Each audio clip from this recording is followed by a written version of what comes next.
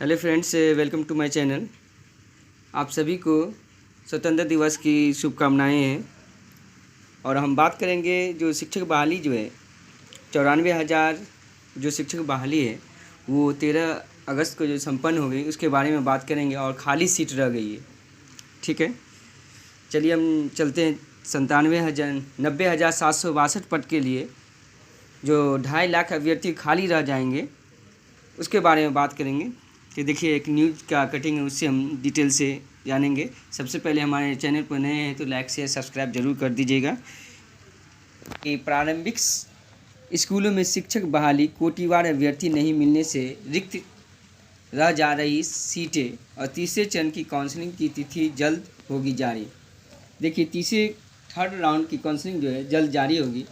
तो हम लोग जो जितने भी सीटें थे दिसंबर और जनवरी वाले हैं, अनाउंस कर दूं कि आप लोग एक सतर्क रहें और एक जल्द से जल्द महाआंदोलन कराइए ताकि सरकार को लगे कि नहीं, ज़्यादा संख्या में सीटें दिसंबर जनवरी वाले और खाली सीट है तो सरकार ज़रूर इस पे एक्शन ले। चलिए पहले हम इसको डिटेल से पहले आपको सुना दें क्या लिखा हुआ है। देखिए, प्रारंभिक स्कूलों में 90,762 शिक्षकों की बहाली के लिए काउंसलिंग चल रही है। पंचायत से नगर निकाय तक के 9,000 विभिन्न नियोजन इकाइयों में लगभग 2.5 लाख अभ्यर्थी हैं। बावजूद अब तक की काउंसलिंग के आधार पर लगभग 40,000 सीटें खाली रहने की संभावना है।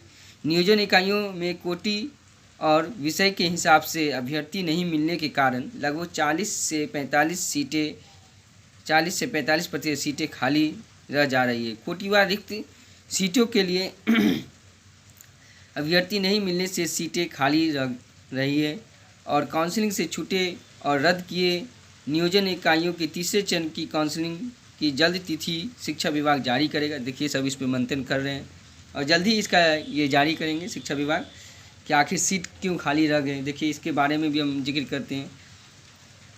यहाँ देखिए, सीधी बात, पहले इसको सुना दें। सीधी बात ये कर रहे हैं विजय कुमार चौधरी जो है शिक्षा मंत्री है कि योग्य अभ्यर्थी को फिर मिलेगा मौका। जो भी योग्य अभ्यर्थी है फिर एक बार मौका दिया जाएगा।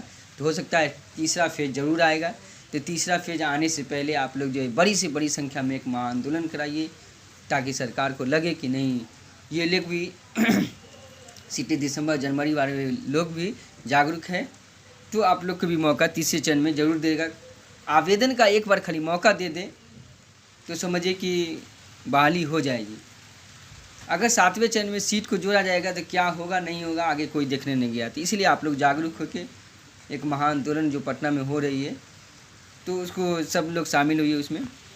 देखिए क्या लिखा हुआ है कि शिक्षक बहाली योग्य अभ्यर्थी को मौका मिलेगा। अब इसके बाद लिखा हुआ कि जो ट्वीट किए हुए कि शिक्षक बहाली के लिए सीट खाली क्यों रह रही है।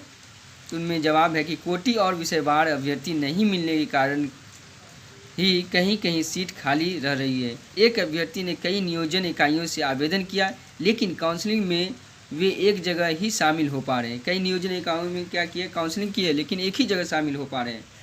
इसके कारण ये हो रहा है। दूसरा पॉइंट ये है कि सीट रिक्त तो कमी कैसे दूर होगी।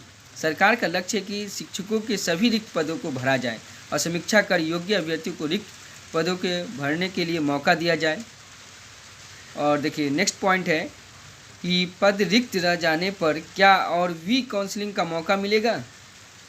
तो इन्होंने क्या कहे हैं, बिल्कुल मौका दिया जाएगा। विभिन्न चरणों में काउंसलिंग की गहन समीक्षा के बाद रिक्त सीटों की गणना होगी, फिर काउंसलिंग की मौका दिया जाएगा। एक और नीचे में कि गड़बड़ी की लगातार मिल रही शिकायत, पहले चरण में मेधा सूची भी हुई रद्द।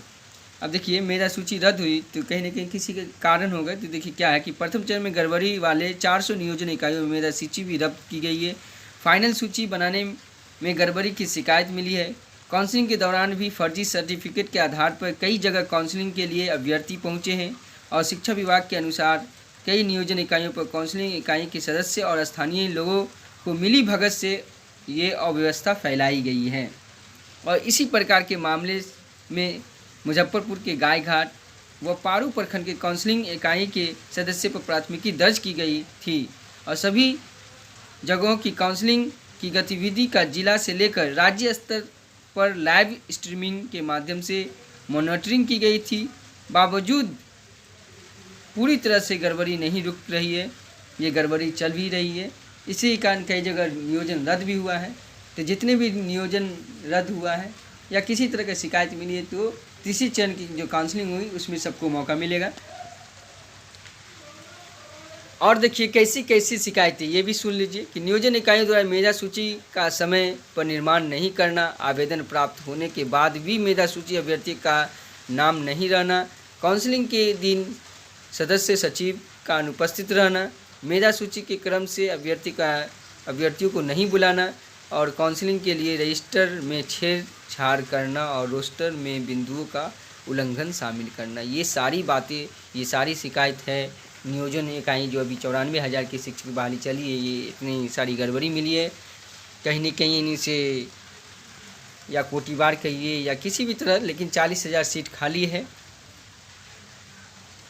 तो 40,000 सीट खाली है तो आप लोग अगर सीटें दिसंबर और जनवरी वाले अगर थोड़ा इसमें जागरूक हो जाते हैं, लड़ लेते हैं तो आप लोग को भी मौका मिल सकता है।